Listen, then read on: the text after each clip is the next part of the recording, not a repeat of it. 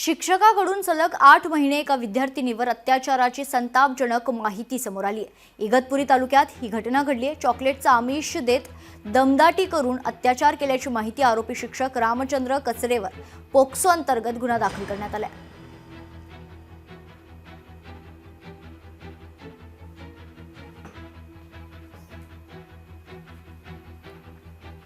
मुंबई महापौर पदासाठी आता दिल्लीत खलबत पाहायला मिळते। राज्यातील भाजप आणि शिंदे सेनेच्या नेत्यांची दिल्लीत बैठक होणार आहे।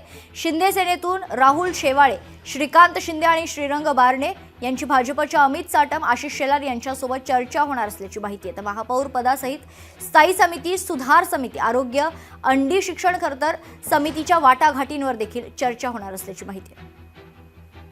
या क्षणाची महत्त्वाची बातमी आपण बघतोय। मुंबई महापौर पदासाठी आता थेट दिल्लीत खलबत होणार आहे। राज्यातील भारतीय जनता पक्ष आणि एकनाथ शिंदेंच्या शिवसेनेच्या नेत्यांची दिल्लीत बैठक होणार असल्याची महत्त्वाची अपडेट समोर येते।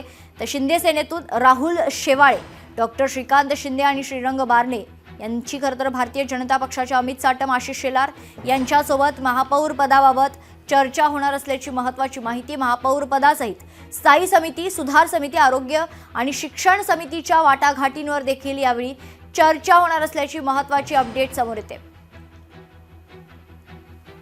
येत्या 30 जानेवारीला खरतर महापौर पदाची शपथ होणार असल्याची शक्यता आणि यातच आता मुंबई महापौर पदासाठी दिल्लीत खलबत सुरू आहे।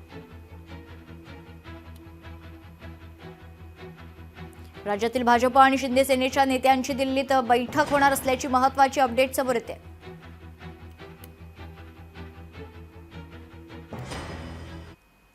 पुण्याच्या रुबी हॉस्पिटलमध्ये एक धक्कादायक प्रकार समोर आलाय। एका 55 वर्षीय मृत खरतर महिलेचा मृतदेह गायब झाल्याचा दावा नातेवाईकांनी केलाय। अकलूजच्या राहणाऱ्या स्मिता भगत या 18 तारखेला पुण्यातील रुबी हॉल या ठिकाणी उपचारासाठी दाखल झाल्या होत्या।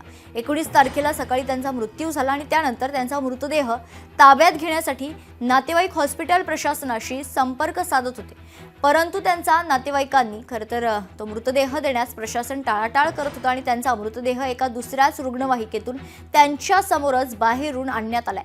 या प्रकारानंतर नातेवाईकांनी आक्षेप नोंदवत हॉस्पिटल प्रशासनावर कारवाई करण्याची मागणी केली। या सगळ्या संदर्भात नातेवाईकांशी बातचीत केली लोकशाहीचे प्रतिनिधी चंद्रशेखर भागे यांनी।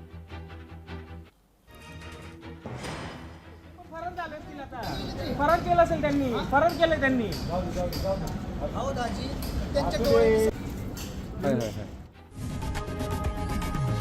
लोकशाही मराठी ऐका, पहा, जागरूक रहा।